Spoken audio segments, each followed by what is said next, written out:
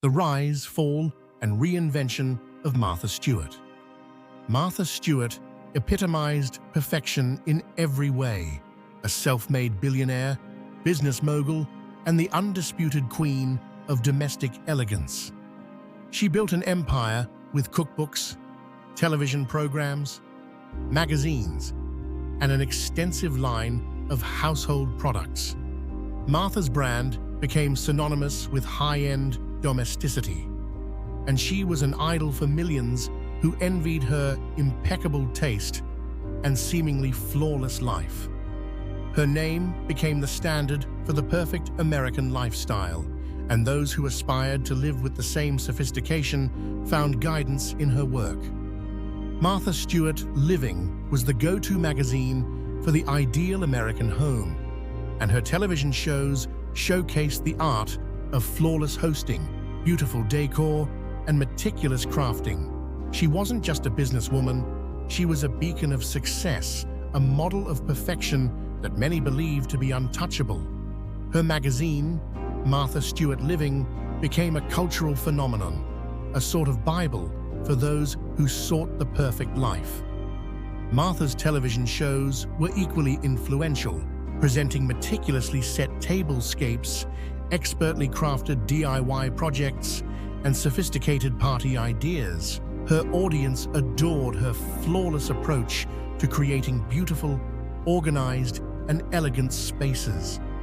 From teaching viewers how to prepare the perfect holiday feast to demonstrating intricate crafts and design projects, Martha became a trusted source of inspiration. Her empire extended far beyond television and print, reaching into the homes of millions with her line of products that promised to bring the same level of perfection to everyday life. She was the embodiment of success, personified and aspirational, a woman who had seemingly perfected every aspect of life. However, in December 2001, everything came crashing down. On December 27th, Martha Stewart sold nearly 4,000 shares of a biotech firm called Imclone Systems, just before the company's stock price plummeted following the FDA's rejection of its new cancer drug. On the surface, it appeared to be a savvy financial move, one that saved her from a $45,000 loss. But the timing raised eyebrows. How could she have known the stock would soon tank? This was the beginning of a scandal that would shake her empire to its core. What had once seemed like a shrewd business decision quickly morphed into something far more suspicious. The public and the authorities began to question whether this was the perfect case of insider trading. At first glance, it seemed like a strategic move to avoid financial harm. But as the days passed, the events surrounding the stock trade became increasingly suspicious. Investigators and the media began to dig deeper, and it became clear that there was more to the story than just a timely sale. The public, once enamored with Martha's impeccable life, began to see cracks in her image. Her reputation as the perfect businesswoman and role model was now under scrutiny. The story spread like wildfire. What had once been a symbol of perfection was now tainted by accusations of greed and dishonesty. Martha Stewart, the queen of domesticity, was no longer untouchable. The question now was, could her reputation survive this scandal? The investigation into Martha's stock trade quickly became a high-profile case, drawing the attention of both the SEC and the FBI. It was uncovered that Martha's stockbroker had informed her about the pending FDA decision on Imclone, a decision that was not publicly known at the time. The phone call that alerted her to the bad news raised a red flag.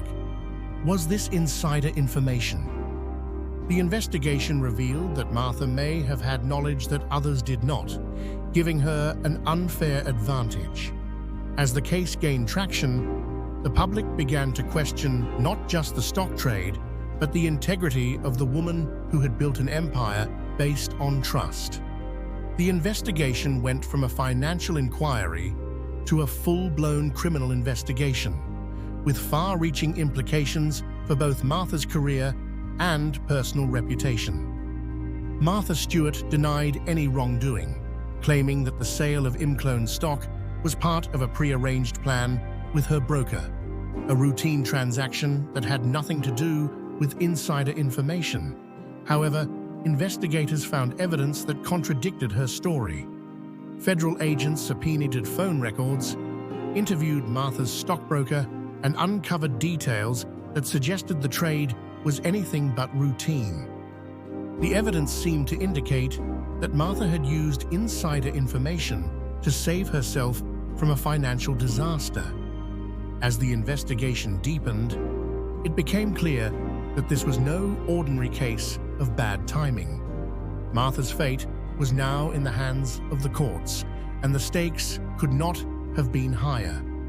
Her career, brand, and reputation hung in the balance.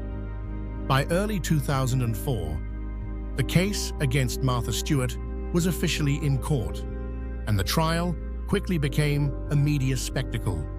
Cameras, reporters, and fans crowded the courtroom, eager to witness the fall of the woman who had once embodied the ideal of success and perfection. The public had become consumed with the idea of watching Martha face the consequences of her actions. She had been a symbol of grace, elegance, and poise, but now she was under the harshest of lights. The trial itself became a spectacle, with every detail scrutinized, every word and gesture analyzed. It was no longer just about the stock trade. It was about the unraveling of the image of a perfect life. Everyone was watching, wondering if the same Martha Stewart, who had once been untouchable, could survive the storm that was now swirling around her.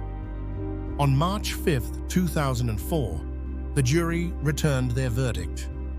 Martha Stewart was found guilty on 4 counts of conspiracy and obstruction of justice.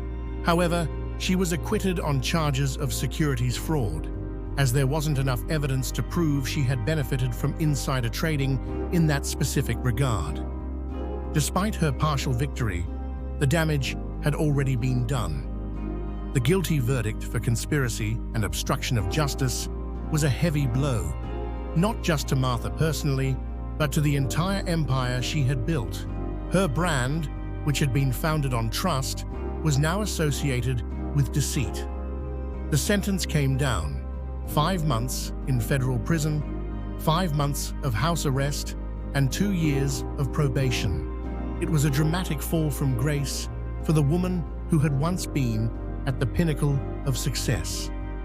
But Martha Stewart wasn't one to be defeated. After serving her sentence, she emerged from prison with a renewed sense of determination. In 2005, she returned to television, laughing about her time in prison and embracing the opportunity to reinvent herself. She became a symbol of resilience, showing the world that even the most public of falls didn't have to define her. Martha Stewart didn't just rebuild her life, she rebuilt her empire. She returned to the airwaves, launched new products, and slowly regained the trust of her fans. The scandal that had once threatened to destroy her legacy now faded into the background, overshadowed by her ability to bounce back stronger than ever. Martha's story became one of reinvention, proving that with resilience and determination, it's possible to rise from even the greatest of falls. Please like, share, and subscribe to our YouTube channel for more historical crime scandal videos.